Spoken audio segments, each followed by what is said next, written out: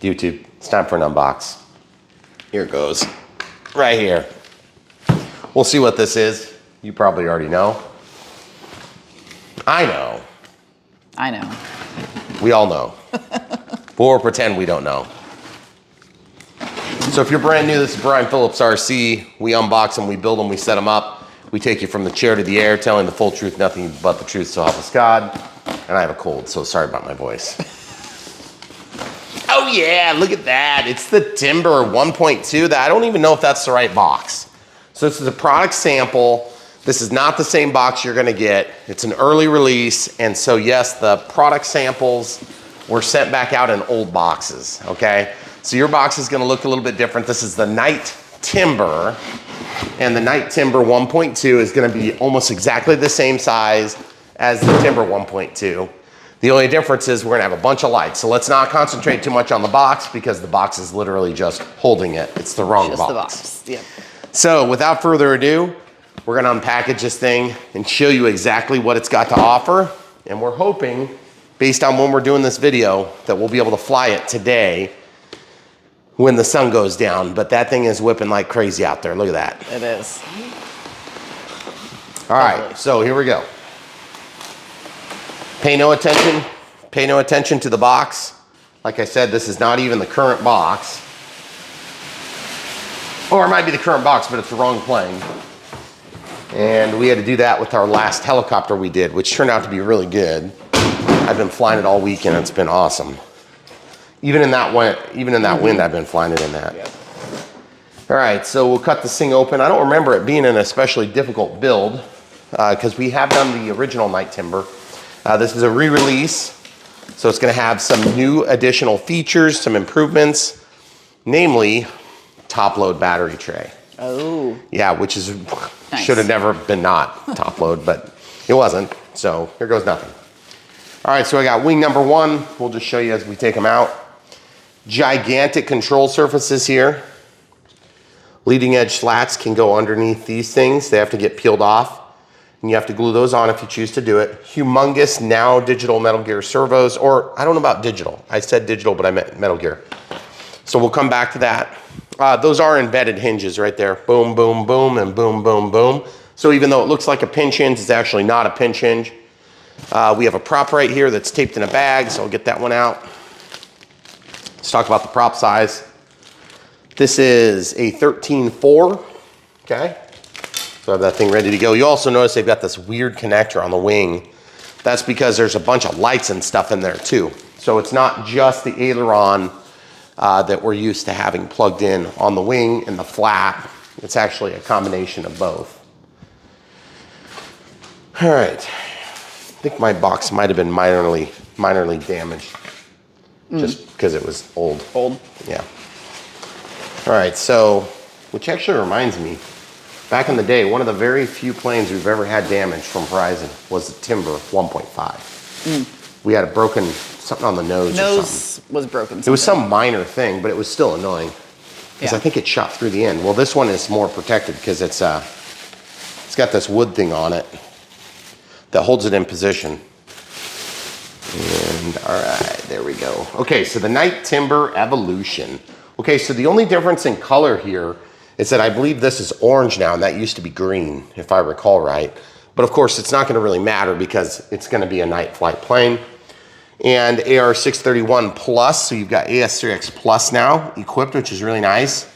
And we're obviously gonna take you through the entire build. That's what we do on Brian Phillips RC. We go from the chair to the air is what we like to say. But what that means for you is we do all the steps. And so you don't have to wonder, you know, like, hey, what do I need to do? You don't have to wonder. Just watch the whole video and you can follow along with us. Just settle in for a long, tedious, boring video. Hopefully we'll keep it from being too boring. Good. But at the end of the day, when you need help with RC, you're in the right place. And so we suggest that you subscribe to the channel and click the bell for notifications so you know when new content comes out, and we'll help keep you guys cooking. And at the end of the day, there's a lot of different resources out there online, but we try to be a resource that's gonna be valuable to get people started, keep them from being one and dones. See how flimsy those are? Those are the leading edge slats. So of course, we'll go on to the, they're fixed slats in this case. So we'll just kind of lay all this stuff off to the side so we can hang on to it. All right, so that's everything on this side. So now we need to flip the whole thing upside down. And normally I would be a little bit more lackadaisical about this, but I don't want to accidentally damage the plane. So I'm just throwing all the loose parts back in so I can flip the thing. So guys, I don't know what do you do with your boxes when you're done? Because in our old house, I used to put them up in the attic. And there was this one little spot in the attic where we had a gable end that went over the garage, and then it was a ranch. So we had a huge,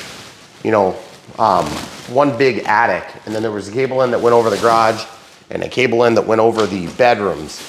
And for whatever reason, there was some like man entry point that they cut out when they did the truss network up there.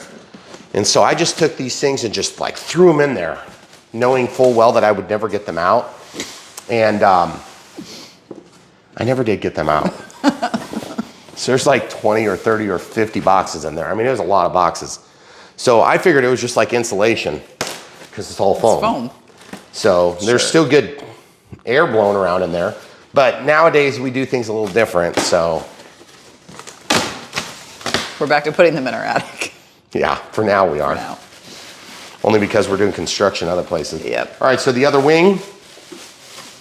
So leave it in the comments below if you guys have some creative solution for boxes. Obviously, when you have a lot of planes, you have a lot of boxes. When you have a lot of boxes, you have a lot of room taken up. And when you have a lot of room taken up, it's hard to fit in your house. And that's what our living room looks like. All right, so this is, inside of here, there should be, they taped the ends. This is carbon fiber. And there should be actually a series of 2 choices. One's metal, if you want to make it more tail heavy for more aerobatic performance. And then there's also this lighter one that's going to be more like standard performance. Okay? So you get to pick which one you want. And they just taped over the end so that this, they wouldn't slide out of the tube. Now, that thing is huge. That's like, look big. at that. I know, it's thick. It's like huge sidewalls. So this thing is super robust, really good 3D platform.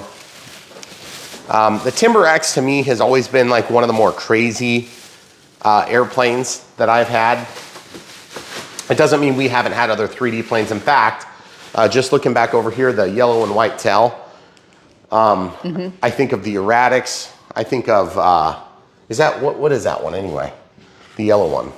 The erratics. The erratics. E-flite erratics. And then I'm thinking about the 330. oh, the 330 extra is back there in the corner. Extra. Yeah, I couldn't even see the tail. Another one.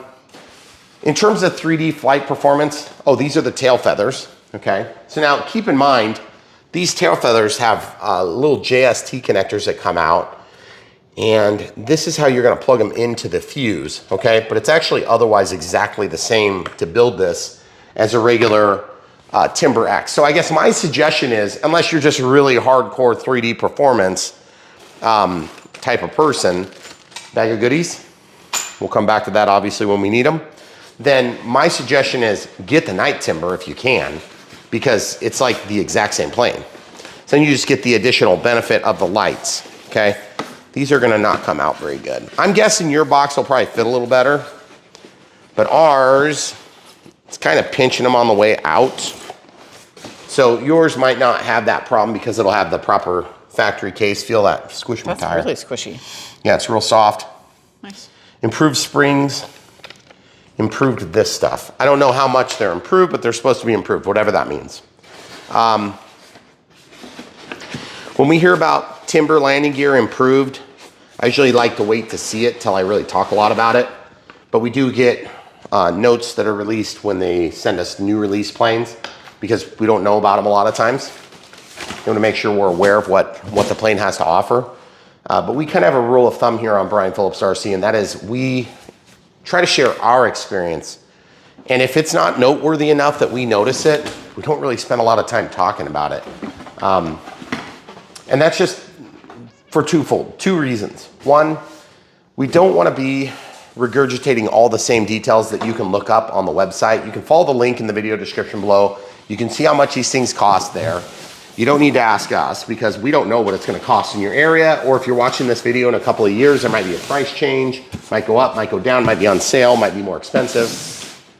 And so we just try not to, good Lord, it's making a huge mess today. It's really bad.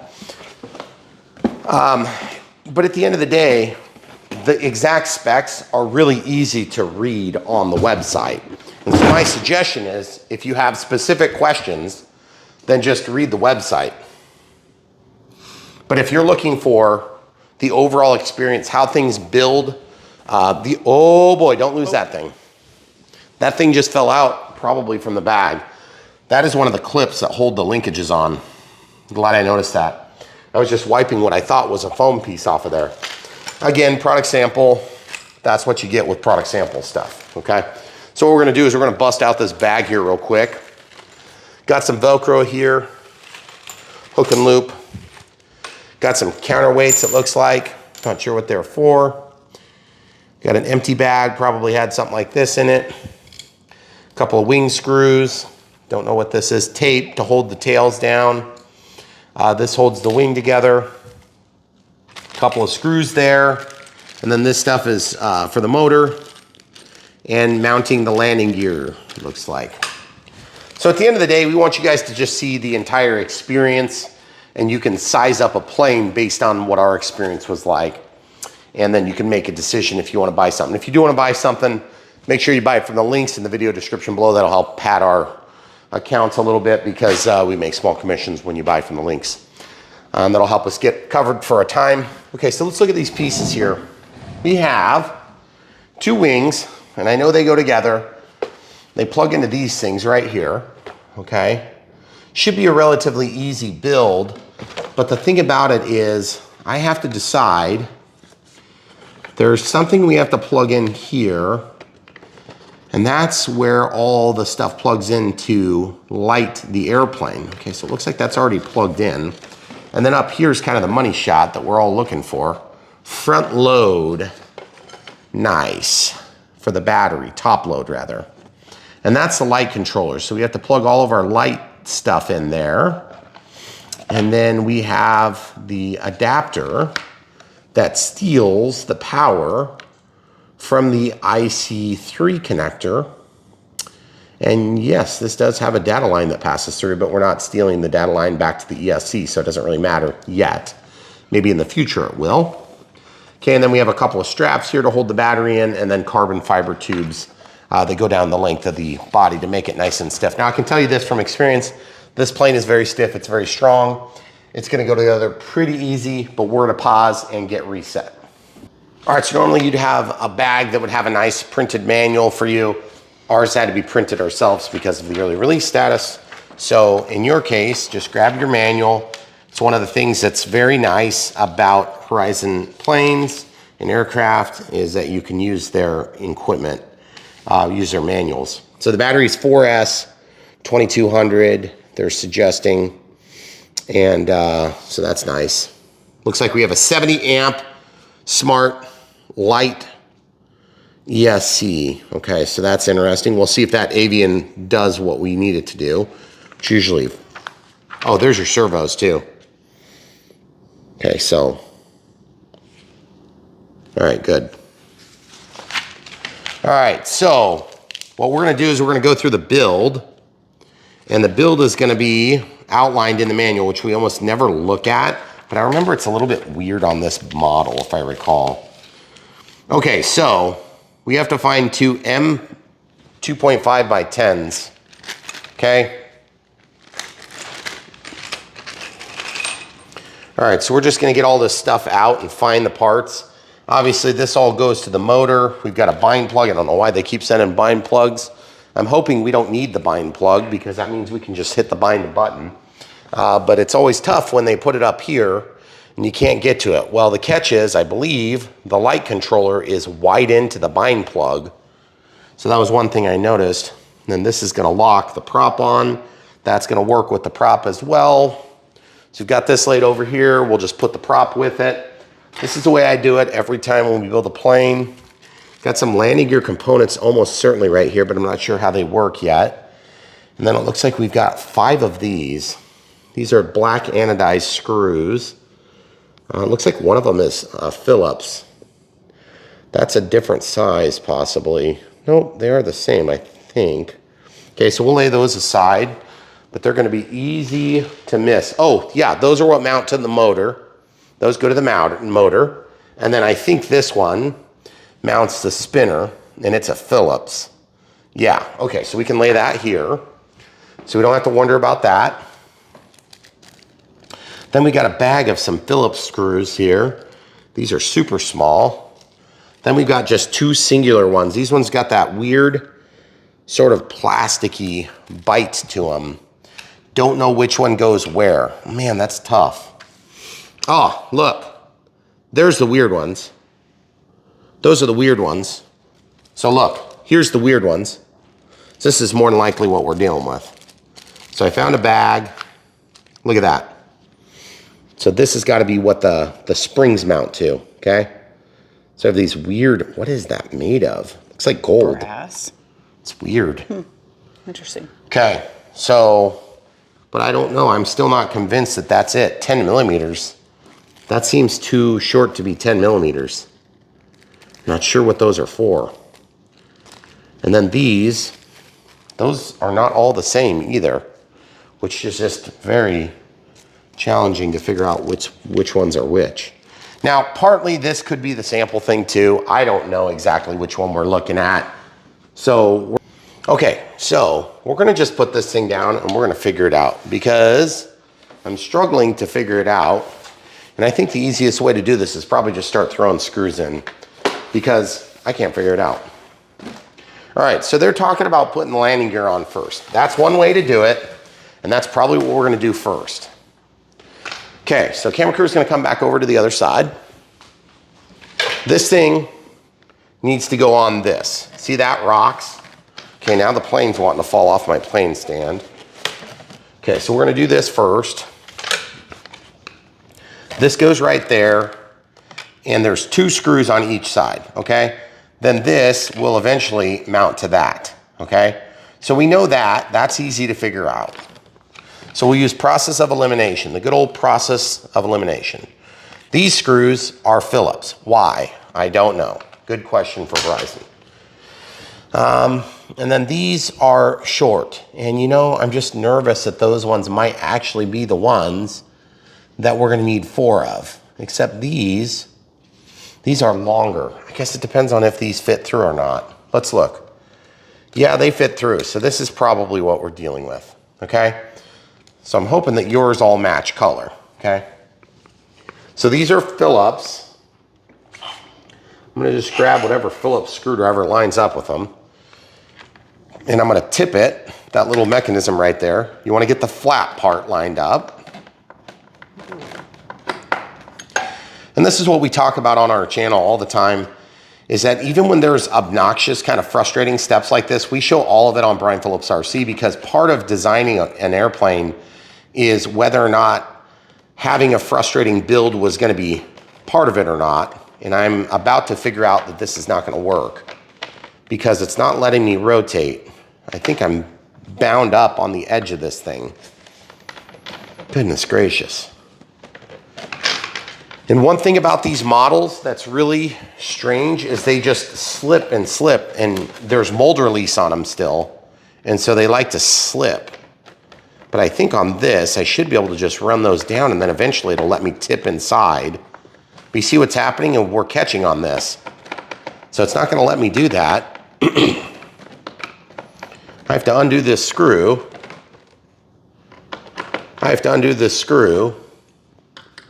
And then rotate this thing first.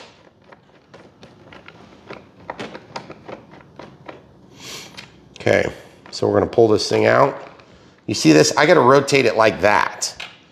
And then it'll let me get the screw in.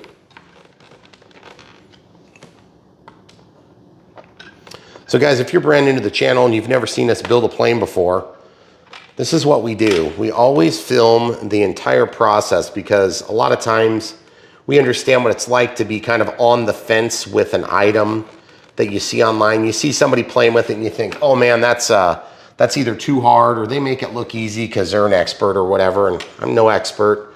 But we have done a lot of planes, okay? And so over the years, we've learned a lot of different tips and tricks. We're gonna try to share those with you, but that certainly does not undo the actual process of building these planes in our world. We have to actually go through the process of putting these planes together. And after having done hundreds and hundreds and hundreds of planes, there are certain times when you build something and you think, man, how have they not come up with an easier way for that? I'm gonna tell you what, this little pivoting mechanism has been a huge improvement over some other options we have on other competitive offerings. So as frustrating as this build of the landing gear might be, anybody who's actually flown this plane will understand it's a really nice offering once you get it built. So shouldn't be too bad. Get through this one little step and then you'll forget about it forever. I always forget about it right away. I don't forget about it while it's happening though.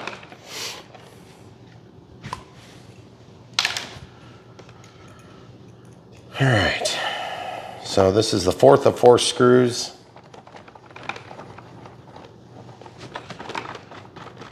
And then once this is done, you better get those things torqued too, but I don't suggest using Loctite or anything on there. If you want to use the Loctite, just be careful because when it gets next to plastic, it breaks down the plastic.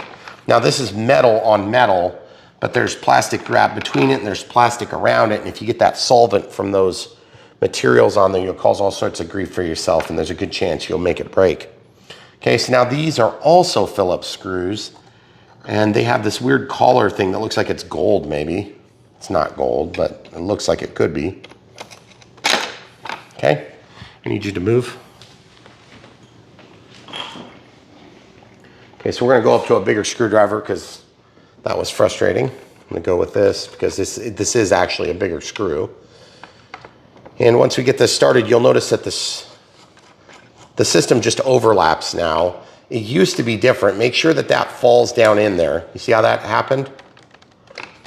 Could you see it? Mm-hmm. See how this reaches all the way to the other side? I think they used to have an overlapping mechanism and they would hook to themselves in the middle. That no longer happens. I don't know if there's a correct right way. Does it say on this? I don't think it really matters. You can just go either one on which. I don't think it makes a difference, does it? I really can't tell. It just says align the landing gear legs, align the loop under the springs with the mounting holes in the fuselage, install 2 M3 by 16 self-tapping screws. But it doesn't look like any indication of front or back. Okay. So I guess basically what we're gonna say on this one is we're gonna grin and bear it, and then hopefully when we're all done, we're gonna forget about it because it was frustrating. All right, so now that we have the landing gear on there, you can see we can lay it on its mains if we want, and it can just chill and relax because now it won't have to slip and slide on this thing. By the way, if you get one of these Robart plane stands and you are struggling to adjust it, use a little bit of baby powder on this and it will work. And then every once in a while, you might need to take a shop rag or a wet rag and just wipe off this because it loses its tacky stickiness, which helps to hold the planes in place. But this mold release, it's notoriously difficult to not slip and slide about. And the problem is you'll lose a plane, it falls off the counter, gets broken, and you're like, what do I do now? Okay, so before we put the tail and the wings on, I think I'm gonna go ahead and actually, I'm just gonna take a second and we're gonna go ahead and put the prop on, which is a little bit out of order, but just because I wanna have the prop on, it's gonna be easier to do it now than it will be to do it later, okay? So the way we're gonna do this is gonna be super, super easy. I just gotta have 4,000 tools that are always on the wrong side of the island. Okay, so there's a Phillips screwdriver that holds the spinner on.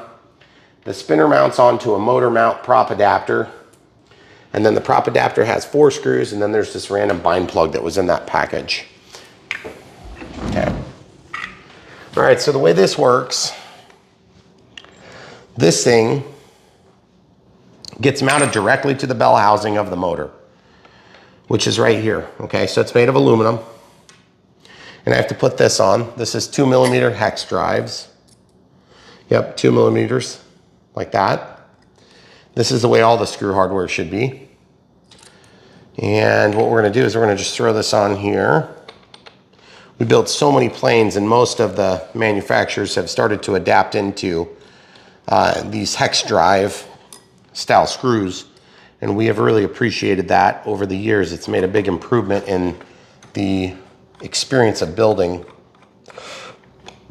Still takes effort. Now you'll notice how it's spinning on me because I'm trying to torque this down and it wants to spin. Well, it makes it kind of tricky because there's not like really a great way to brace this, especially since now the plane wants to roll away from me. Okay, so I was debating about doing this before I actually put the wheels on, and I should have just done it, but I didn't, because I was thinking I could get away with doing it this way. But there's no real good way to brace that, so you can't get torque. You can't get torque because this wants to spin. So I'm not sure that there's a really amazing way to do it, because once you put your nut on, then the nut's gonna block access to the screws. So I'm gonna start by getting all 4 of them installed. And you'll see how I'm holding on to this. It gives me something to work with. But as usual, there's stuff in the way. See how it spins? So it's really challenging to kind of hold everything still. Because as I go to do this, the plane rolls away. It's extremely frustrating. Should have left it on the plane stand. Okay, so this is the 4th of 4 screws. Now watch what happens. As soon as that hits the bottom, it starts spinning on me. I think what I'm gonna try is I'm gonna try to use this screw to start it in here, and I'm gonna bottom this screw out. So I've got something to brace against. This may not work, but I'm prepared to try it. See, and this is the problem. I only have so many hands. So the camera crew's gonna have to stand here and put her hand on this so that it won't move. Right there. Okay? Put your hand around this thing, point the camera so they can see, hold that. Okay, now I'm gonna push against you hard. You guys see why this is awkward? As I try to turn this, it wants to spin the whole thing, and then the whole aircraft wants to walk away from me. Okay, let go. So I have to come up with a different way. So I think my different way is gonna consist of having a pair of pliers or some sort of, we'll try pliers first. Just regular pliers or pliers, okay?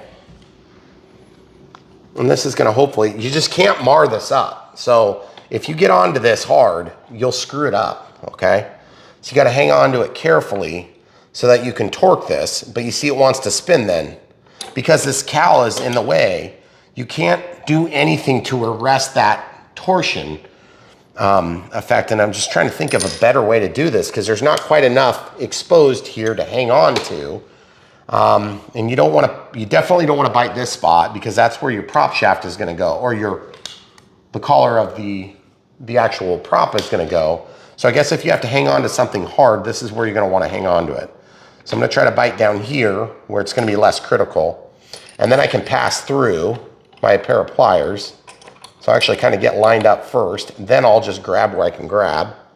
Oh yeah, that worked like a butter. Okay, so I spun it 1/4 turn. Okay, spin it 1 more 1/4 turn, pull that out. Yeah, that's working good. Now I can actually torque these down adequately so I don't have the prop come off in the middle of flight. But you guys see what I'm doing here, right? This is a big deal. Like, that was actually a little bit technically challenging. I'm surprised it was so technically challenging. It shouldn't be that technically challenging. But now look at this. I've got mar spots on there. I hate that. See that? Where I grabbed onto it. Mm-hmm. But if you're gonna have a mar, you better have the mar out here than up here. If you have the mar here, you won't be able to slide stuff on. Okay, so this will still slide over, no problemo, right? Okay, so that's good. Then I'm gonna slide this on, and it's gonna go back, and you'll be fine.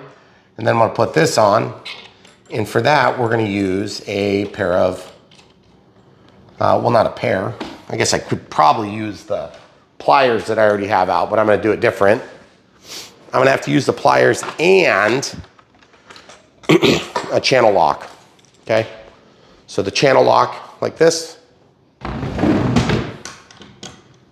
right, so this is gonna open up, go around, and you're like, how do I torque that? We just saw that whole fiasco.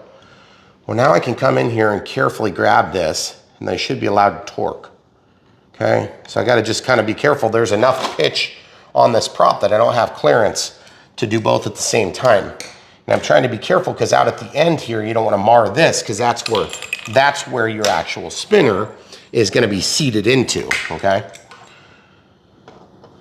So you see, if I grab really hard there and I mar, it's just aluminum, it's really soft. You might screw yourself over. Okay, so I'm gonna hold this and then I'm gonna turn it, boom. See, I swear we've done this a million times. I've never had that problem so bad.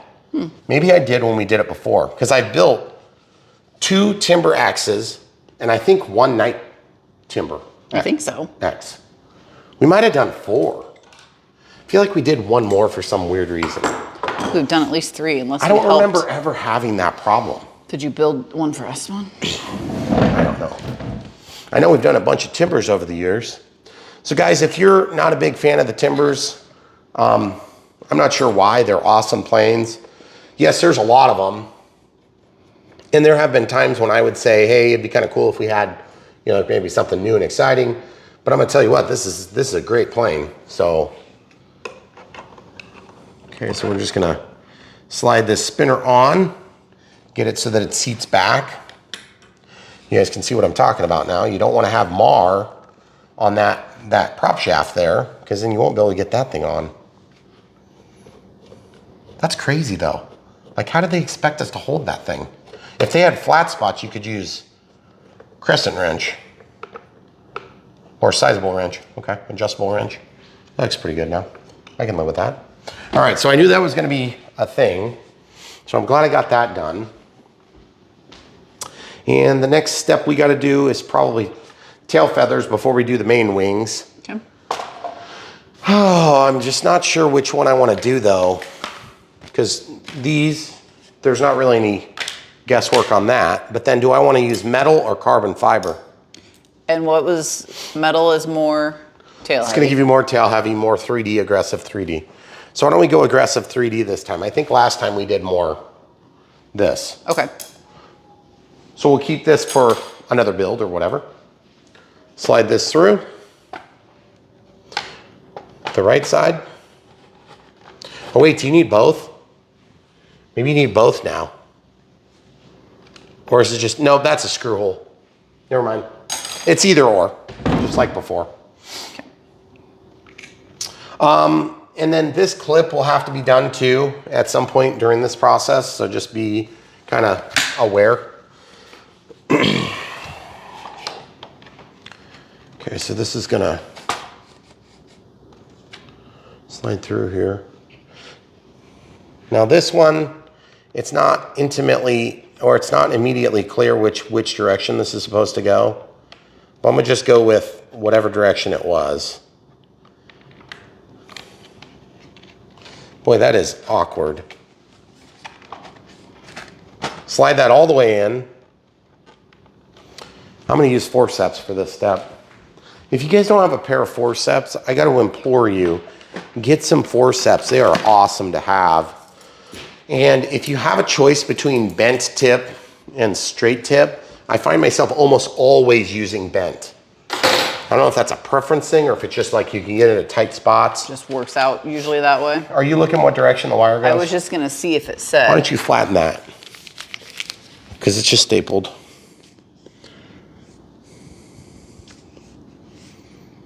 It doesn't even show.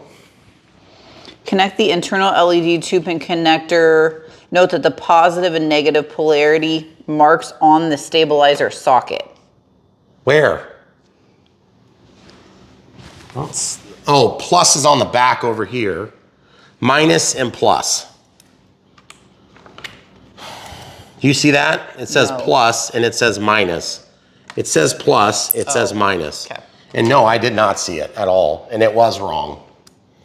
So I'm glad you saw that because I wouldn't have seen it. Okay, so plus goes forward.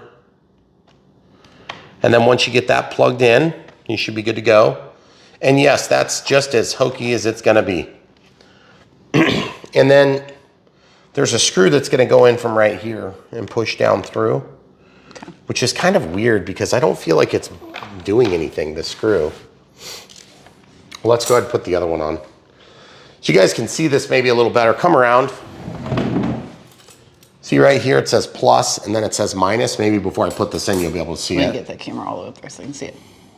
Oh, there I can see the plus and the minus. Okay, good. All right, so we'll just grab this and slide the rod right into the shaft hole, and slide that through, boom. And then the plus is toward the tail side over here. What, did they have it hooked up backward on theirs? There's like a memory in this, like something fierce. That's so weird. That'd be hilarious if they were like, please note, brown is plus, or some stupid thing like that. Be like the only time in history of cables. Okay, so, oh, and if you do floats, guys, the optional floats are not included, then this is where you would hook up your water rudder, right here and right here, okay? So now right here, you can see we have to hook up this elevator linkage so that we can actuate the elevator. And show them the 3 holes, please. And it looks like they're showing it going into the middle hole. Okay. Okay. So the middle hole is gonna be right here. Use the 4 steps again. And then just pop that through like that. And then this thing, you could put it on either way, but really like it kind of needs to ultimately get on the top of the wire. So I'm gonna put it in like this. This is really awkward to get on, but once it's on, you're like, wow, that was not too bad at all. It always, every time I do this, I think it's gonna be terrible, and then it goes like super smooth. Isn't that crazy? It just seems like it's gonna be so obnoxious, and then it just goes. Yeah, it does. Every time I feel like it's gonna be terrible. Okay, all right, so we got everything built. We gotta put screws on the wings. That's where these goofy screws are, these ones. See these goofy ones? Yes. First of all, we know those are longer than the other ones because they're 12s. They're called out to be 12s. These are definitely short. I think those shorties are actually used right here. Look, they would go right here. Oh. Those are for the float gear, okay? That would make sense. So how am I gonna prove that to you? Because I wanna prove it to myself. I'm gonna take a screwdriver, Phillips. I'm gonna just see if they go in. Yes, they do. So that's gonna go in and bite the cable or the string or whatever it is. So in other words, we don't need these. Okay. In this application, but just hang on to them because if you decide to get floats, you know, a lot of times that stuff does come with the float kits, but it doesn't always come with every specific part you need for each model. So what I usually do is we have a box, well, we have like 5 boxes that have manuals. And with a manual, I will take them, put them in a bag, and I will put this bag with the manual so that I don't have to search for those specific components, okay? The other thing you can do is you can Loctite those in because it's metal on metal, and then it's just kind of hard to get them out. But the thing is, during normal flight, you're gonna have a lot of vibration. They will tend to back out, okay? So that's why they don't put them in. If they're not biting on anything, they will tend to bite. They'll back off. Okay, so now we need to put these screws in. They just go in from the top, right? Yes. That's it. Okay. So for what it's worth, this screwdriver I'm using is a 4mm. I know that doesn't really mean anything, but it's the way that my kit is listed. It goes from the top down, right? Yes, it does. Point at the thing.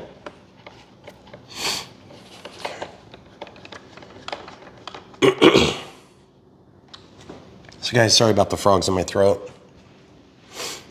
At the end of the day, we keep doing these videos all year round, rain or shine, cold or hot, sick or healthy. That's pretty much what we do because we're obsessively, relentlessly at your service.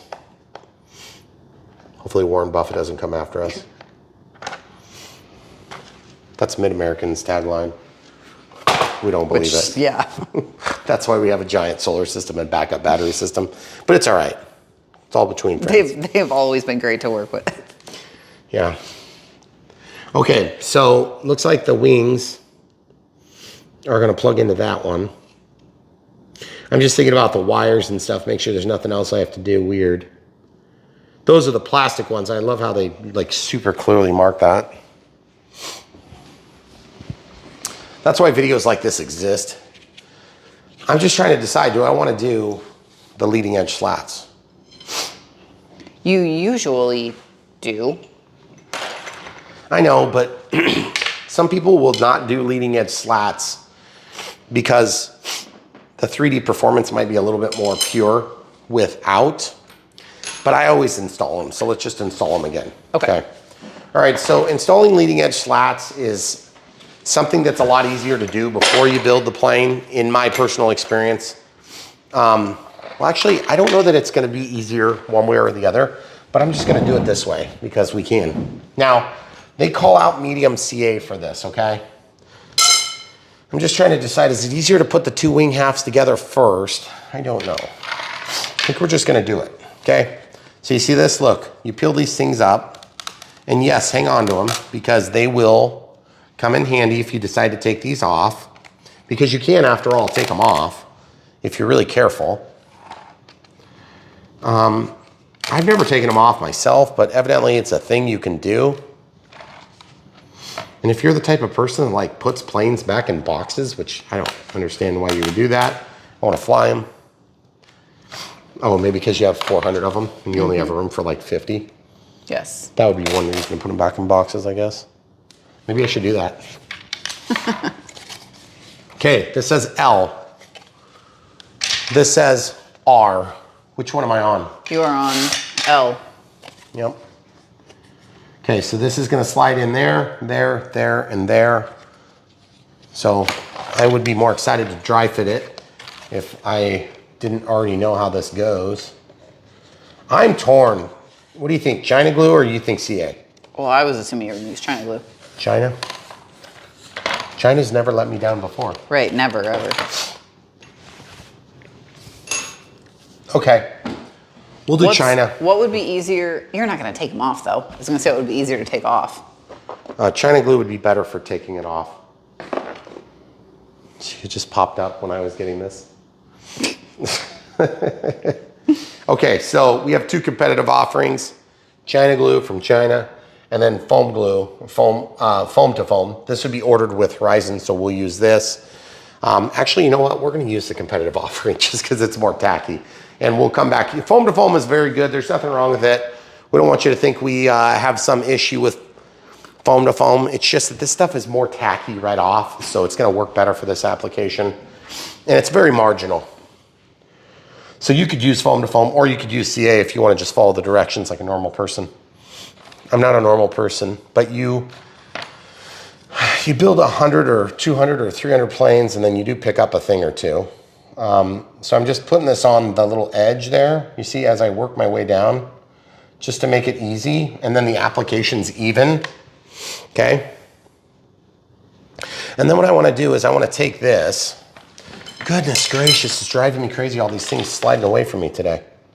So I'm just gonna go a little bit here, a little bit here, a little bit here. Oh man, that's awesome. A little bit here and a little bit here, okay? Now, I'm not gonna spread anything until I have glue applied to each of the surfaces. Why is that? Because it's gonna be a pain in the butt otherwise. Okay, I'm gonna start here by spreading this to cover the surface, okay? Any extras I'll just grab quick, and I'm just literally spreading it to cover the surface. I'm not trying to like be perfect about it. It doesn't really matter that much. Trust me, it's gonna be fine. This, I'm mostly concerned about the penetration member. You know, we all know you wanna get the member nice and slathered before you try to stick it in the hole. Okay, so slather it in all the areas that it's gonna have friction. And you gotta be a little bit careful here. If you slide this in while it's still wet and you don't let it cook off at all, it's not gonna work very good, okay? But if you wait too long, you won't be able to stick it in the hole. It's gonna dry out. This is true. That's true. So the other thing we're gonna do while that's happening is we're gonna grab this bag, okay? This bag is gonna keep these for me because they're sticky on the back, okay? So I'm just gonna go in the bag like this and just stick them down like that, okay?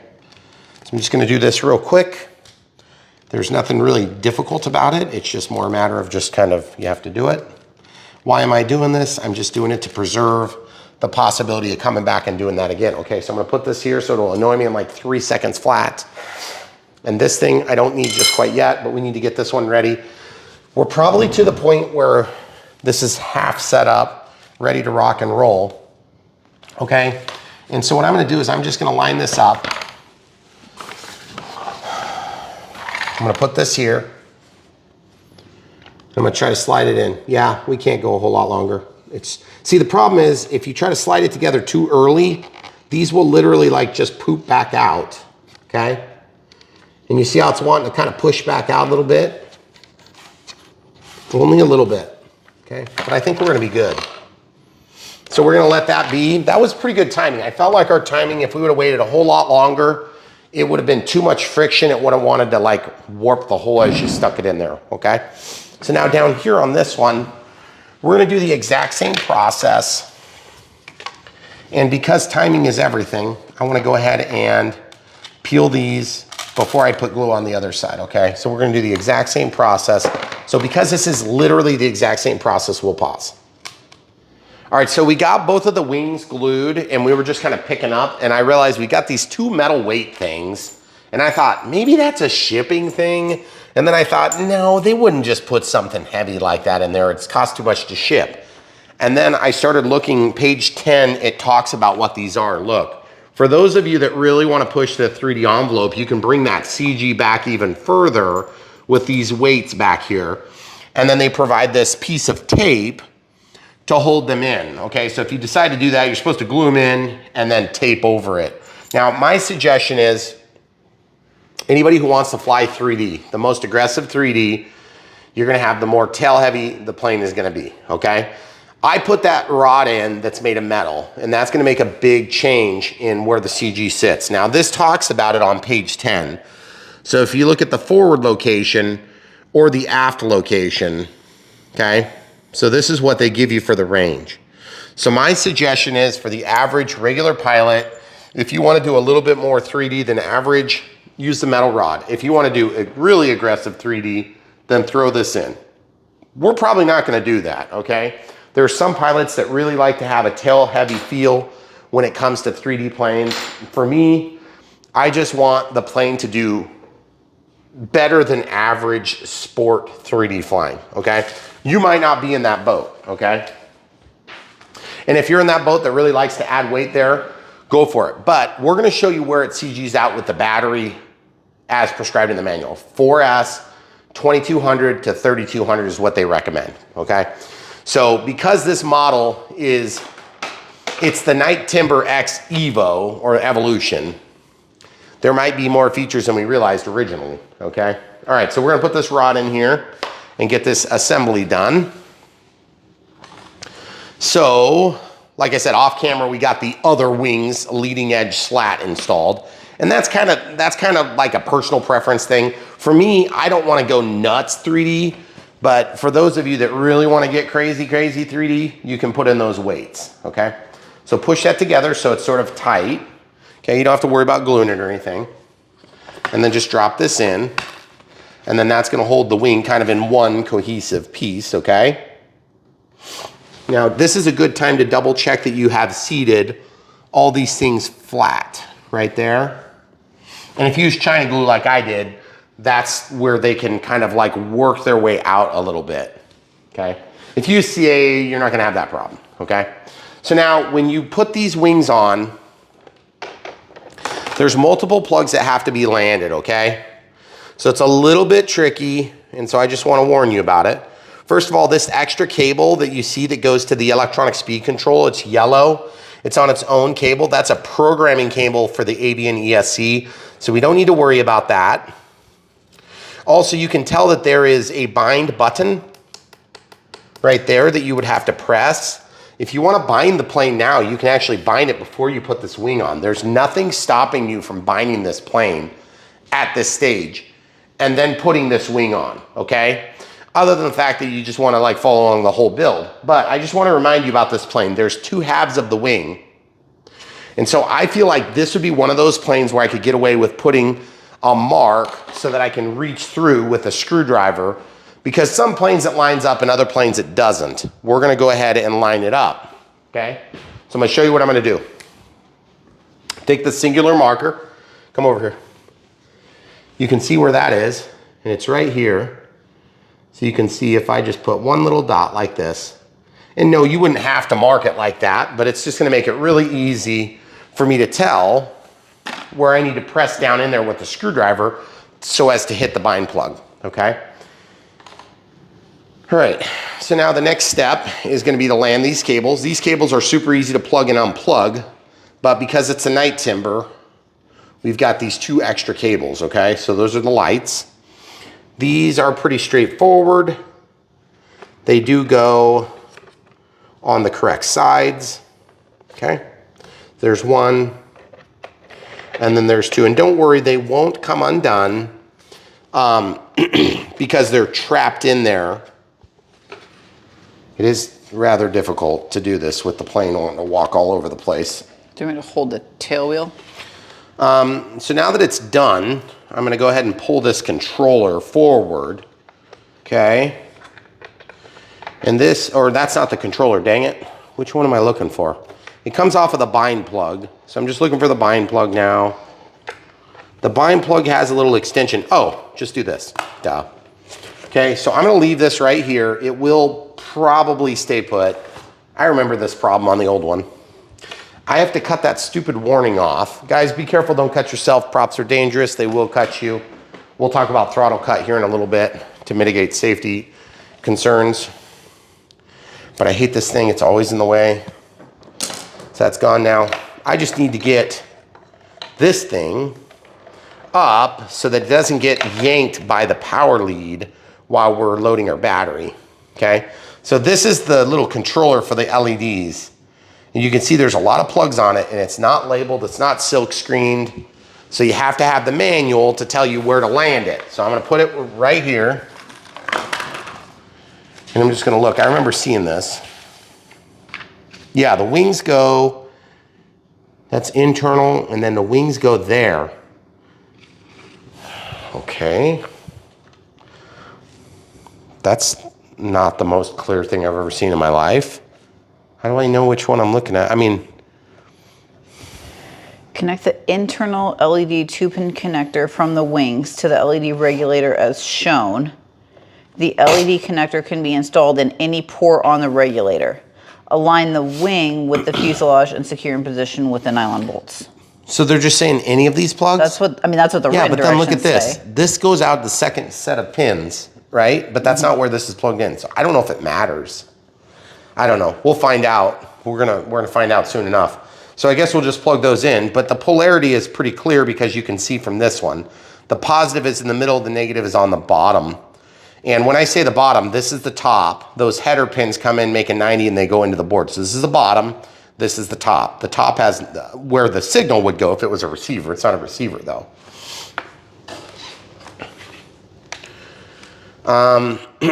Okay, so I'm trying to think, is there an easier way to do this? Not really, because how do you do this with this number of hands? Okay, I'll just lay it down like that. So I guess it doesn't matter where you plug them in, as long as all the positives line up and all the negatives line up, okay? And I want to just get this bundle of wires so it's not going in right on top of here. You're gonna have to move your body here, hon. You see this? See all this stuff here? I don't want this wire bundle to go right on top of all those servos. And so I'm trying to figure out the best way to do this. I think what I did on the last Timber X I had was I did this. This helps to contain the wires. You don't want to pull them out, but you want to contain them. And this will help kind of take care of that cable management. Okay? Yeah, see, that'll keep it out of the servos. Okay? And then I'm gonna lay this little module to the side. And when I'm all said and done, I'm gonna slide this in and see if my bundle of wires gets out of the way, because I still wanna be able to hit that bind button, remember? Mm-hmm. So I'm just pushing this down. And just be careful that your wires are all contained. It is really hard to tell. I cannot get my head in there to see. I don't see any on this side. Okay, well, it's probably as good as it can be. Truth is, there are certain steps on these builds where you just kind of got to throw caution to the wind. I don't like doing that, but if you guys are the types that have to take your plane apart every time you go somewhere, this is a 1.2 meter plane, so it's not gigantic, but it's also not dinky, because timbers are tall, they stand tall. So they take up a lot of room in that regard. But this doesn't have an overly big wingspan. But like that timber, look how tall the tail is. It's very tall. It's gotta be like 17 inches tall. And then when they stand up tall on the mains, that also adds up. Just takes up a lot of real estate when you go into the car with them. Okay. But this one, I usually think of this one as an easy one to pack because it's got the shorter wings.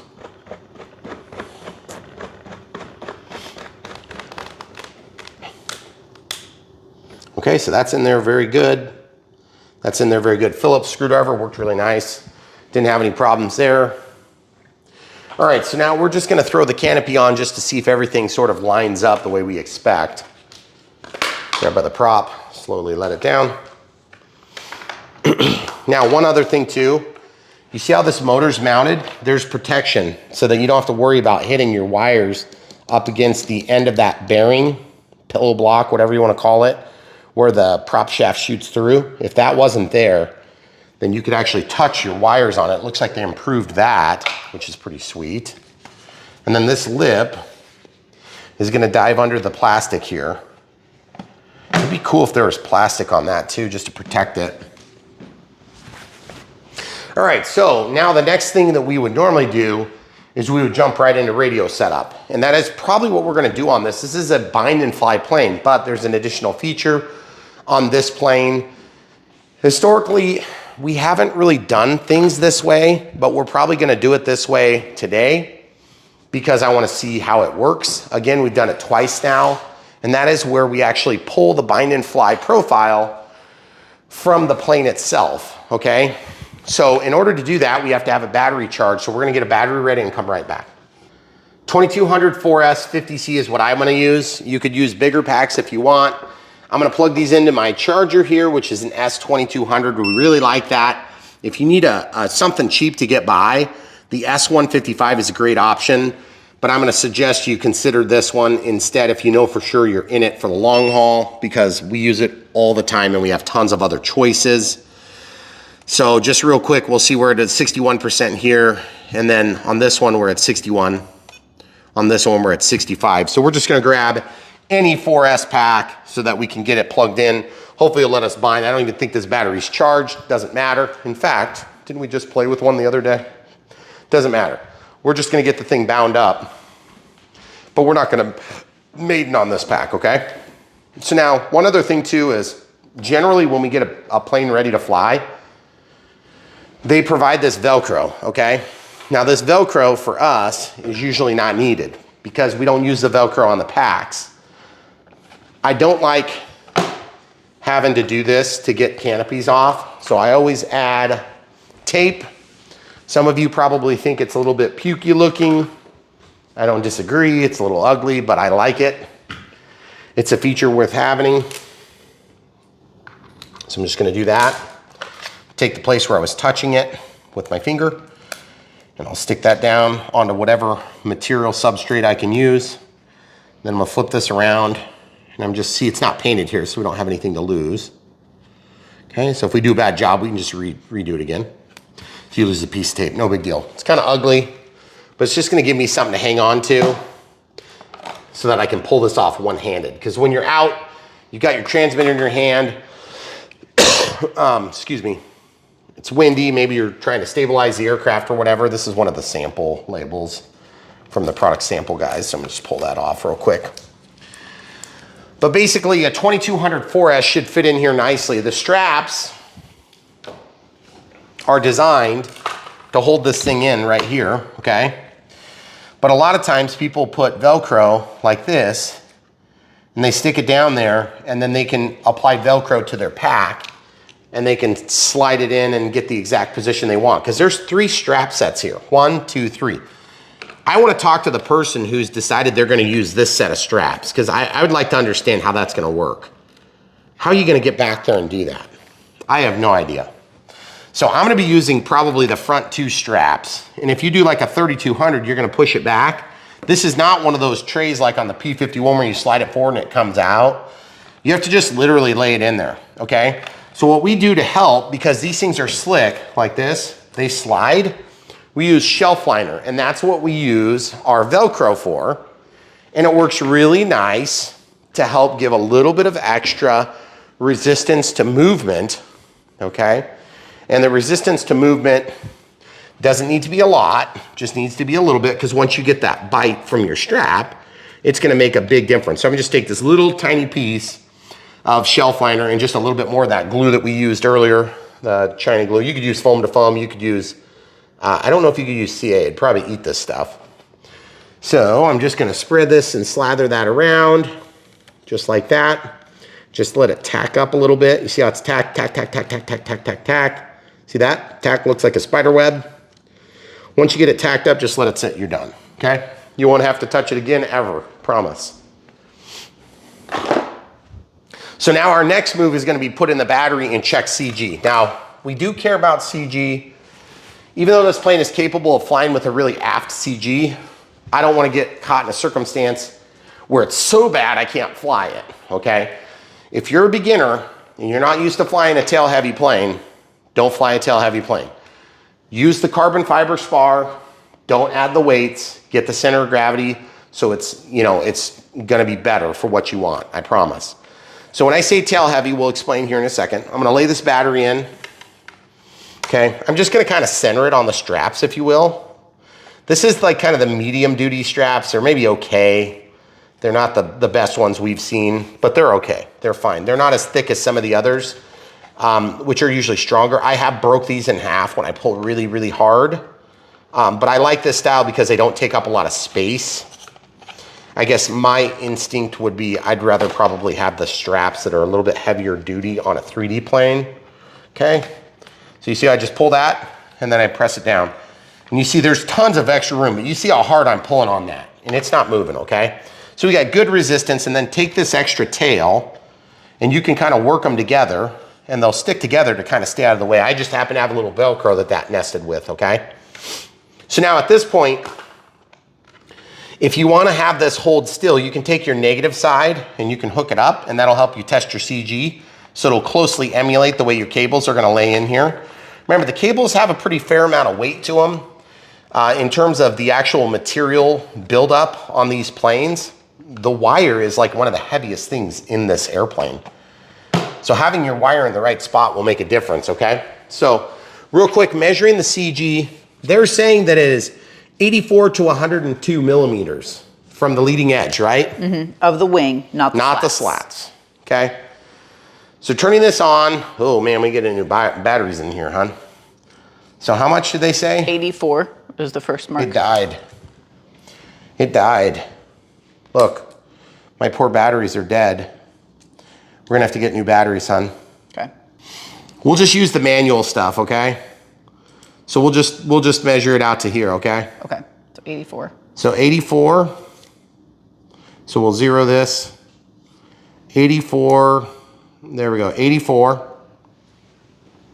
So to do this properly, I'm gonna just lay this upside down carefully so it doesn't break anything. So 84, gosh, I gotta get it right next to the edge, don't I? Okay. So here's, now don't measure from this, measure from the flat part. There's 84, so just make a little dent. And there's 84, make a little dent. And then we're going to 100 and what? 102. So 102. And remember folks, that's such a huge range. You know, you're talking about about 20 something millimeters. Okay. So I'm just taking darken this real quick so that you guys can see where I'm marking. Jeez, that is a huge range. Yep, it is. And the thing is, this felt tipped marker helps to make that hole something that I can feel when I'm going into test for the CG, okay?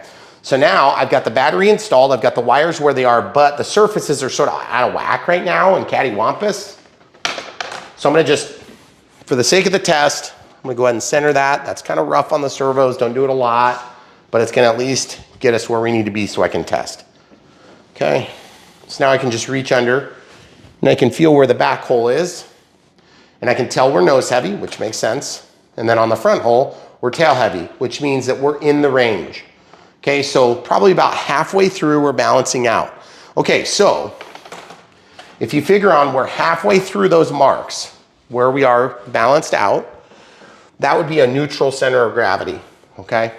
So that's because we're using a smaller battery up front. If you use a bigger battery up front, it's gonna tend to change the center of gravity, just like if you were to use these weights to make the back end more heavy, okay? So that hole there, if you put weight on it, you're gonna balance further back. So you're gonna move the center of gravity back, okay? So it's gonna be more tail heavy, okay? So in my case, I like where it is to start. So we're gonna go with that. The other thing I like to do is I like to take and mark on planes, especially these performance planes, 2200 to 3200 milliamp hour 4S. Okay, now you can do 3S too, okay? So I'm just gonna mark here and here, 2200, 2.2 amp hour, okay? Right? So that's where we know that needs to sit for a neutral center of gravity. Now, I may fly one flight and say, nah, I want it to be more aggressive, push it back a little further, tighten the straps. We've got that little point that we put that little chunk of shelf liner is gonna help keep that battery in position laterally in the plane. But by and large, the two main straps are actually holding it into position. That thing's just gonna resist it from slipping, okay? This is a pretty aggressive 3D plane though. So you do need to maybe pay a little extra attention to your straps being tight if you're not used to doing that, okay? All right, so the next step is to go ahead and do radio setup. Now radio setup, like I said, is normally a process of going through the full-blown setup because we build our models and we make a profile and then we adapt it to our plane. Well, in this case, the first time we bind, it's gonna be a little different because this thing has a program where we can pull it out of this AS3X Plus receiver. Okay, so we're gonna pull up, this should have the helicopter. Oh no, we didn't do the helicopter. We did some other plane. Okay, so we'll just hit cancel and back when it first wakes up. Okay, so we're using the NX10. You could use something else, cancel and back, add new model. And I'm just gonna create. Okay, now we're not gonna do anything to it. We're just gonna build a profile, not set anything, and then we're gonna be ready to bind right away, okay? Takes a little longer when you have as many models as we do, by the way. So don't be surprised if that happens when you put like 300 plus models in there. Airware is only supposed to support 250. Ours will eventually crash. It hasn't yet, but when it does, we're prepared for it. Now also, I just wanna remind you guys, remember that mark I made? That mark is not gonna be very useful, is it?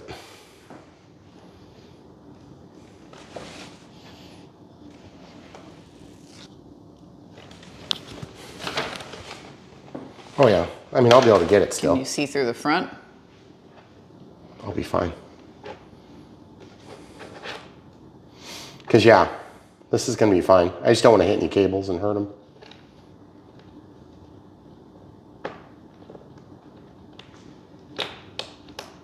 You guys hear that? That's our bind switch, okay? So I'm prepared to hit the bind switch. So what I'm gonna do is I'm gonna go ahead and walk out, click, scroll down to bind, highlight it. Then I'm gonna plug in my battery This battery is not charged. It may not let us bind. Holy cow. That's so cool. Okay, so now pressing the bind button. Okay. So now it should be in binding. Okay. Holding the plane.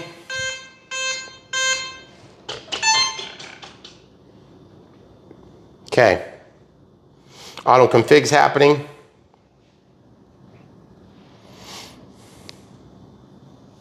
Okay, do we want to load it? Sure. That's why we made a new model, okay? So you'll notice the servos just snapped to life. Okay, yep, that's correct. I don't care about that warning though. I'm gonna have to shut that off. Okay, so now I'm gonna pull this out. Boom. So that was just what we used to press the button. So now the first thing I'm gonna do is before I get too much further, I'm gonna cancel out of this warning. I'm gonna make sure my throttle cut is working by holding the plane in a safe place, checking, and it is working. Now I'm gonna shut it off. Working, good. Now that I know I can trust the throttle cut, I can do everything else I need to do, which is going to be testing through all the direction of travels, okay? So the first thing I'm gonna do is I'm gonna take this plane, move it like this. Camera crew and I are gonna get behind it, just like we normally do for our regular radio setup. Elevator up, elevator down, roll left, roll right, take off flaps, landing flaps. They put it on the D switch. I'm immediately changing that, obviously. Yaw left, yaw right. Throttle cuts off, forward thrust. Obviously that's not set up, and it's not gonna be set up because that's something we have to do. So they have that all set up. Okay, so what I would have to do is I'd have to go to servo rates. You can see these are their rates. 130, 70 and 20, 70 and 20. Oh, good Lord, this is gonna be so obnoxious. Okay, first thing I'm gonna do is go into the audio events, switch changes, and I'm just gonna go ahead and eliminate that, eliminate that, eliminate that, eliminate that, eliminate that, eliminate that. I'll leave that. One thing. Timer. Timer 1. Actually, you know what? We're just gonna, yeah, we'll do a 1 out. Active. Next. At 1 minute, I want voice. 20 seconds, I want nothing. 10 seconds, I want a voice countdown. At expiration, I want a tone and vibrate with a tone every minute thereafter. And we'll set this timer to 5 minutes. That's good enough. Anything over 25% starts it. The flaps, dang it. Flap system. So it's tied to flight mode. Okay, that's weird. Okay, so now I want to go, whoa, wait, let's see what it is. Take off flaps, landing flaps. Okay, so that's the way they set theirs. So what I'm gonna do, nothing's changing with B, okay? So I'm gonna go to System Setup. The easiest way to change this is to go to Channel Assign, and I'm gonna see where flight mode is. Flight mode is not assigned here, okay? I'm gonna disassociate that. I'm gonna go back in there. I'm gonna associate channel 9 to switch G. We'll talk about that in a minute because that'll be for thrust reverse. And then I'm gonna go into flight mode. Where is flight mode? There it is. So switch D, I'm just gonna change that to switch B. Booyah, ready to go. So I'm gonna walk out.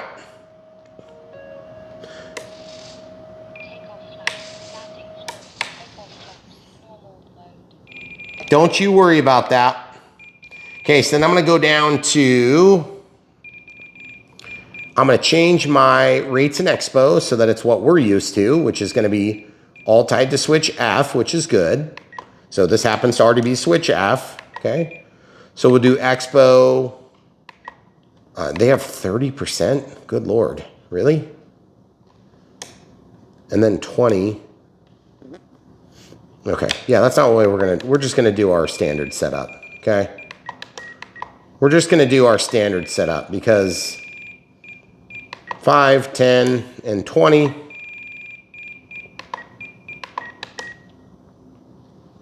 And then we're gonna drop the rates here. Okay, so that's there, then that, then that. So we start here in the middle. If we want more, we've got more. If we want less, we got less, okay? And then we're gonna do the same thing all on the same switch because that's the way we roll. Now, hopefully this works reasonably good for us. It's gonna be very touchy in that mode.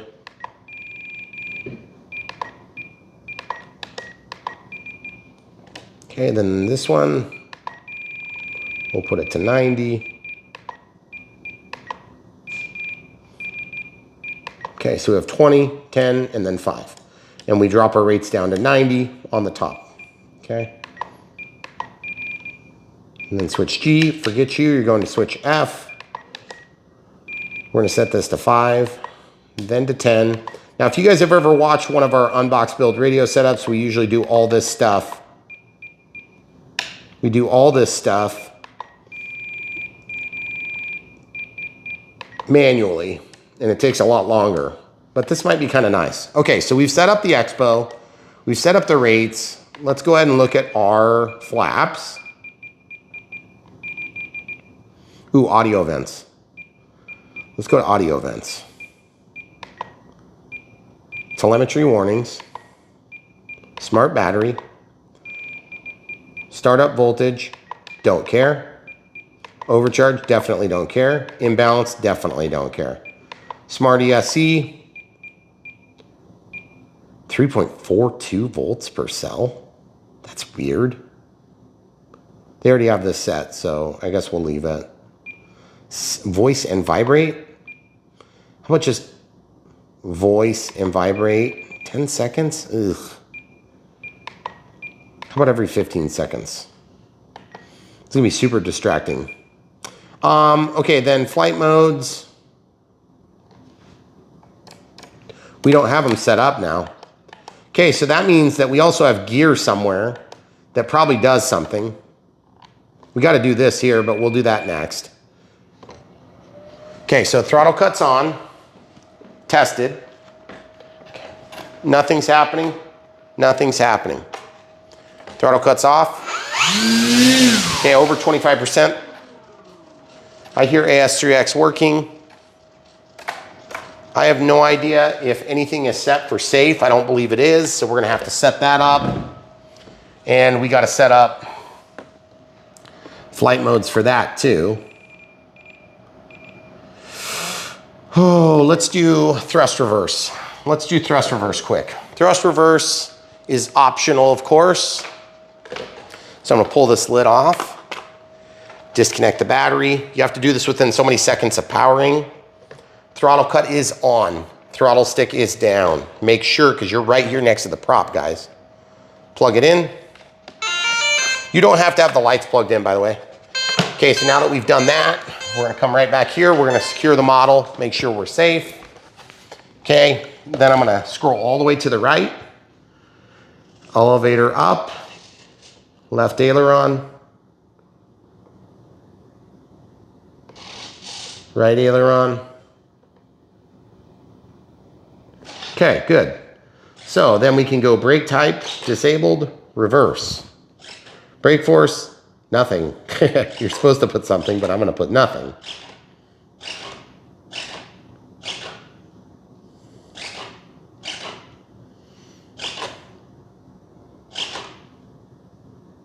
And there's our channel. We set channel 9 to G. So move it to channel 9 and then exit with save. Yeah, baby. Okay, so then it's gonna update the screen so we can scroll back over. So that's the serial control that gets passed through. Okay, so all the servos are moving. Throttle cut is off. Forward thrust. Now reverse thrust. That's forward thrust. That's reverse thrust. That's reverse thrust. Throttle cut's on. Okay, so when we go to monitor mode, we can tell that switch G needs to be at 100 for reverse thrust and minus 100 for forward thrust. So what we need to do is go to digital switch setup. Throttle cut is on. Digital switch setup, we'll select switch G. So in this is where I want forward thrust. So I'm going to put that to minus 100, which means I'm just going to scroll all the way down to minus 100. We're going to click to acknowledge. Okay. All right, and then this one needs to be plus 100 and then plus 100. Now you could just reverse the switch, but then you have that floating condition in the center, which is dangerous or potentially dangerous. So I always do it this way, okay? So it's gonna get us to plus 100. So here's plus 100, click to acknowledge, boom. Now let's test. Throttle cuts off. Forward thrust, as expected. You can kind of hear it in the mic. That's a lot of thrust. Forward thrust turns to reverse thrust. Look at the paper towels. Still in reverse thrust, still in reverse thrust, now forward thrust. That's why we like Avians. Throttle cuts on. Works every time. Never have to question it. I think we've maybe had like maybe one time in the totality of our experience with Avian ESCs where that hasn't worked. Okay, so now real quick, let's talk about safe and AS3X. We got to be able to change modes somehow. So let's go down to servo setup or system setup. Disconnect RF. Channel assign, because we haven't actually made a flight mode this time, which is fine. So it looks like A is not really doing anything, is it? I don't think it's doing anything. So I think what I want to do is I want to change channel A. Nah, I don't care. I'm just going to let it float. I'm just going to go up to channel 10 because we have a bunch of them. I'll use it for switch D. And then I'm going to set the rolling knob to switch to channel 8. Doesn't matter, but it'll be active now, okay? I'm going to walk back out. I'm going to click, scroll down to forward programming, enter the menu structure. I'm going to turn on advanced menus, gyro setup, AS3X settings, AS3X gains. Looks like they're already set, which is good. Okay, so it's not changing anything, so I'm going to change save select. We need to change save select to on. It doesn't know. Oh, see, it's looking for gear, guys. See? So what I want to do is I want to change gear, the save select channel, to channel D, aux 5, okay? So now that's going to basically make safe on or safe off. Safe off. So in this mode, safe is off, AS3X is on. In this mode, AS3X is on. I'll turn that off. And then in this mode, safe is on. So I need to reverse my channel of aux 5. So I'm going to click, go to servo setup, travel, scroll over to reverse. And then I'm going to just highlight aux 5, reverse, boom, boom. So now I should have my normal setup. So go back into forward programming and test. Gyro settings, save select. Okay, so now this would be AS3X. As you can see, AS3X is on, safe is off, but the mode is turned on. Safe, this is an off mode, and then this is safe on, okay? You can tell by the amount of throw, off, and off, okay? So now walking back, and I can go to gyro settings, AS3X settings, gains, and just look, see flight mode 2, it's off, flight mode 1, it's on, flight mode 2, it's off. Flight mode 1 is 3. There you go. 2, off. 1, that's going to be safe. Okay. All right, so that's all set. Then the other settings, if you ever decide to totally blow this all out and go back to like your own setup, then you can do factory reset right there. And you can apply it. But I'm not going to do that. I'm going to cancel out of here. I'm going to go back, back. Clear the timer, elevators. Okay, so now throttle cuts on. Real quick, AS3X should be active. Yep, I can hear it, I can see it. When I move this rudder, I can watch it move, okay? Actually, hold on. I'll just see if I can do this. Throttle cut is on. I tested that before I picked this up. Oh yeah, I can see it, okay? You gotta test this stuff, guys. Look at that rudder. Goes that way, resist the impact. Elevator, same thing, a little bit harder to see. Ailerons, same thing, okay? Check both sides. Ailerons, same thing. And then what I'm gonna do is I'm gonna go flip it upside down. You can tell I'm not in safe mode until now. It's trying to find the quickest route to level. All right, sweet, there you got it. So what do we have? We have safe, we have AS3X, we have lights, we have thrust reverse, we have all the settings except for the audio call outs for what position this is gonna be doing. Now, if you wanna add that, excuse me, you can still do that super easy with audio events. Audio events, switch changes, add a new event, switch D, okay? So in this position, I want it to say AS3X. So we're gonna scroll way down. Normally we would pause for this, but I'm not gonna pause for it because it's gonna go so quick. This is artificial 3-axis stabilization. Normally we would have this set up. Oh, did I go past? No, because you haven't got to the waypoints yet. There you go. Okay, so there's safe, there's AS3X. Then this one's gonna be off. So we'll go to off. Oh, crap. Oh, I don't have to have that highlighted. I was thinking I was in the wrong spot.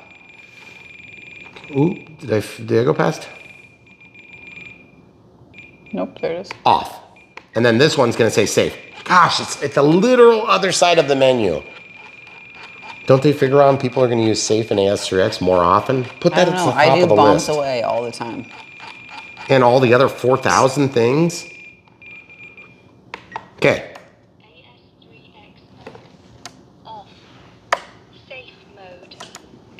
Now you never again have to wonder what's going on. But because it's not a flight mode, it doesn't display it on the screen here. And now it says normal takeoff flaps and landing flaps, which is annoying because to me, I don't care about that. But, and this is a big but, some people tie their trims to different flap modes. For that reason, that might make better sense. And that was pretty sharp, pulling it from the receiver in, making the modifications. But one other big thing, there's no number now. It's just the thing. Yeah, we had to go back and renumber the one we did. We didn't number it. We just left it. Oh. Yeah, so it consumes the number, but that's okay. Guys, that's all we got for you. The Unbox build radio setup. We have throttle, we have thrust reverse, we have AS3X, we have safe. We have all the features you need to make this plane fly. And now we're gonna go do it in Twilight right now. So stay tuned. Unbox build radio setup is one of the tedious and frustrating parts of what we do on Brian Phillips RC, but we hope you found some value in it. If you did, smash the like button. If you didn't, also smash the like button. It'll help us because we're up against a lot of people that just do shorts only now on YouTube and they make no distinction between us. We do shorts too, just because we have to. But at the end of the day, it's just highlights of our long format content, which we firmly believe is the best way to help get people into the hobby and keep people from quitting by becoming one and dones, okay? If you were positively impacted even by this one very simple video, smash the like button, click the bell for notifications and subscribe. And then definitely when you're ready to buy something like this, which would be the Night Timber Evolution, Night Timber X Evolution by E-flite, check the links in the video description below. If you want to see something else that's not this plane, or maybe this isn't your cup of tea, or you've already got one and you want to move up to the next one, check out brianphillipsrc.com, which is our website, or you can go to bprc.me if you don't know how to spell my name, which is totally cool. Takes you to the same place, it's just a short link, so it's a little easier to type. Once you get there, you can sort by type or brand affiliate that we worked with and cooperated with to bring these videos to you. So special thanks to E-flite for working with us for years. Horizon Hobby's been one of our biggest partners in crime when it comes to RC stuff here on Brian Phillips RC. So we appreciate you guys. Obviously, we like the Spectrum stuff. We liked them before we worked with them. But at this point, we still are able to tell the full truth, nothing but the truth, so help us God. And that's why we keep working with them. And every distributor that we work with, hobby shop, anybody who makes stuff that they want us to market on this channel, we always tell the full truth, even if it sucks, okay? And that means sometimes we don't do a lot of work for people because after we, tell people how terrible it was, they don't come back for more. So that's fine. And that's probably why you see certain brands disappear off this channel. You'll understand. But the truth is, if they disappear from here, that's because you don't want it anyway. And that's what we aim to do, which is to please the hobby audience, to please the people that are just like us, that love this hobby and want to see it succeed, grow, and thrive. And we're with all the manufacturers that are doing cool things, which, by the way, check out the lights. Very cool, amazing. And yes, you can definitely see this thing at night, and you could definitely fly it at night. But just keep in mind, there are stupid rules. you're supposed to follow. So just be careful that you're following them as much as you can, or as much as you're willing to deal with the consequences if you don't. That being said, this one's definitely not sub 250. So if you want to do a remote ID, remember there are multiple options, but because this is a Spectrum product and it's a bind and fly, you could throw a Sky module in there really easy. And you can run that super easy to do, but it's pretty expensive and it's gonna add like $100, I think is what they're going for. There's cheaper options that you can also just throw in there. Remember, Spectrum is not worried about making a couple of bucks on a remote ID. They just wanna make sure that you're capable of being compliant. They were one of the first to come out, which is part of the reasons why we always show them. You can buy those from the links in the video description below, but firmly believe that whatever you guys decide to do is between you, God, and the government, okay? We don't care. Just be safe. Be good advocates for the hobby, grow this hobby, give us more legislative control and authority, because there's a lot of us that love this. And it's not just one plane, it's like a whole plethora of planes, helicopters, VTOLs, all that stuff. And we want more of it, not less. So the bigger and broader our audience is, the bigger and broader the power is going to be up against the powers that be. I don't know why they keep trying to regulate my hobbies, but that's just the way it is, I guess. Anyway, that's all I got for you. Night Timber X Evolution from E-flite, really cool. Check it out. Links in the video description below. Buy one there, help support us. If you want to support us in other ways, we have Patreon for monthly support, YouTube members if you want to be a monthly supporter there, YouTube super thanks, which are always appreciated, and then PayPal for one-time donations. Any of those are always appreciated, but we really firmly believe the best way is for you to be in the air with us and not just living vicariously through watching our videos, because at the end of the day, you could do it. We're going to help you get out of the chair and into the air. Come back for more. Thanks for watching.